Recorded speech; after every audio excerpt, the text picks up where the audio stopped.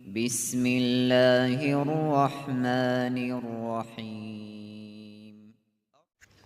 السلام عليكم ورحمة الله وبركاته. الحمد لله. اللهم صل وسلم وبارك على سيدنا محمد وعلى آله كما لا نهاية لكمالك وعدد كماله والحمد لله رب العالمين. அருமையானவர்களே, நான் ஒரு சம்பவத்தை உங்களுக்கு சொல்லப் போகின்றேன். இந்த சம்பவம் மிகவும் முக்கியமான ஒரு சம்பவம். இந்த சம்பவம் நடந்து கொண்டிருக்கும் ஒரு சம்பவம், நிச்சயமாக நடக்க இருக்கும் ஒரு சம்பவம்.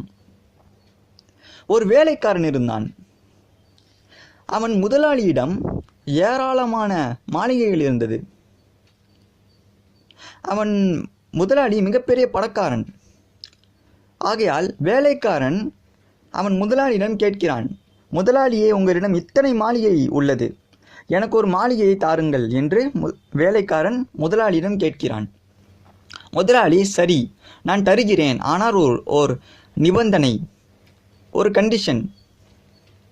அந்த நிபந்தனை என்னவென்றால், நான் உனக்கு இந்த மாளிகையை தருகிறேன், ஆனால் ஒரு நாள் என் ஆட்களை வைத்து உன்னை என்னுடைய மாளிகையிலிருந்து வெளியேற சொல்வேன். அப்பொழுது நீ வெளியேற வேண்டும் என்று முதலாளி வேலைக்காரனிடம் நிபந்தனை வைக்கிறான். வேலைக்காரனும் சம்மதிக்கிறான், ஏற்றுக்கொள்கிறான். சரி, நான் அந்த நிபந்தனையை ஏற்றுக்கொள்கிறேன், எனக்கு மாளிகை வேண்டும், நான் அதில் வாழ வேண்டும். நீங்கள் எப்பொழுது என்னை வெளியேற சொல்கிறீரோ அப்பொழுது நான் வெளியேறி விடுவேன் என்று வேலைக்காரன் ஏற்றுக்கொள்கிறான் நிபந்தனையை. இப்பொழுது வேலைக்காரன் தன்னுடைய பழைய வீட்டை விட்டு முதலாளியின் மாளிகையில் வாழ்கிறான். மிக சந்தோஷமாக வாழ்கிறான். முதலாளியும் சிறிது காலம் அவன் வாழட்டும் என்று விட்டுவிடுகிறான். வேலைக்காரன் வாழ்கிறான். 1 வருடம், 2 வருடம் என்று காலங்கள் செல்ல செல்ல அந்த மாளிகை முதலாளியுடையது என்று மறந்துவிடுகிறான். அந்த மாளிகை அவன் மாளிகையாக நினைத்து கொள்கிறான்.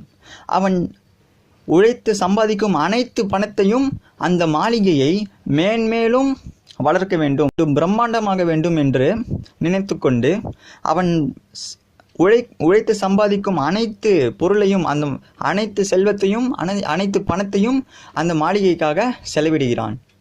ஒரு நாள் வந்தது. ஒருவர் வந்தார் அந்த வேலைக்காரனை பார்க்க. வந்து சொன்னார், இந்த மாளிகையை விட்டு வெளியேறு என்று சொன்னார்.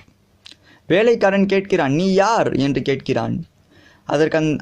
அதற்கு அவர், நான் உன்னுடைய முதலாளியிடம் இருந்து வந்துள்ளேன்.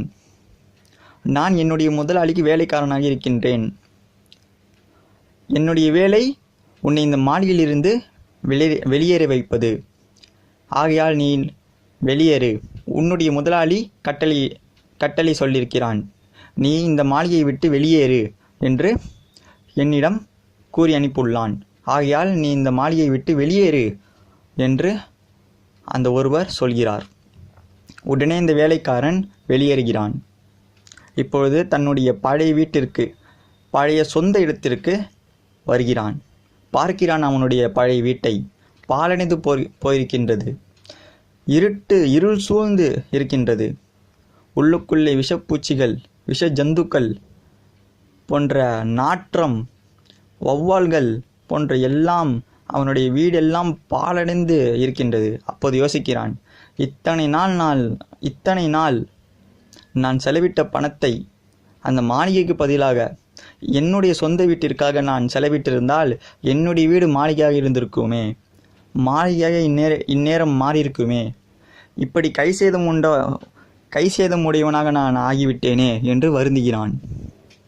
இந்த சம்பவம் ஒரு கற்பனை கதை இல்லை, நிஜமாக நடந்து கொண்டிருக்கும் ஒரு சம்பவம். அந்த முதலாளி வேறு யாரும் இல்லை, அல்லாஹ் சுப்ஹானஹு வ தஆலா. அந்த வேலைக்காரன் நாம் தான், இன்சான். அந்த வேலைக்காரன் வேறு யாரும் இல்லை, நாம் தான். அந்த மாளிகை இந்த துனியா. அந்த சொந்த பழைய வீடு நம்முடைய மறுமை வாழ்வு. இது ஒரு உண்மை சம்பவம் தான். ஒரு படிப்பனைக்காக கற்பனையான ஒரு கதையாக கூறப்பட்டுள்ளது. ஆகையால் நாம் அந்த வேலைக்காரன், அந்த கை சேதமுடைய வேலைக்காரனாக ஆகிவிடக்கூடாது என்று நாம் துஆ செய்ய வேண்டும். அல்லாஹ் மிகப்பெரிய கருணையுடையவன். நாம் எவ்வளவு பெரிய தவறு செய்திருந்தாலும் அதை அவன் மன்னிக்கக்கூடியவனாக இருக்கிறான்.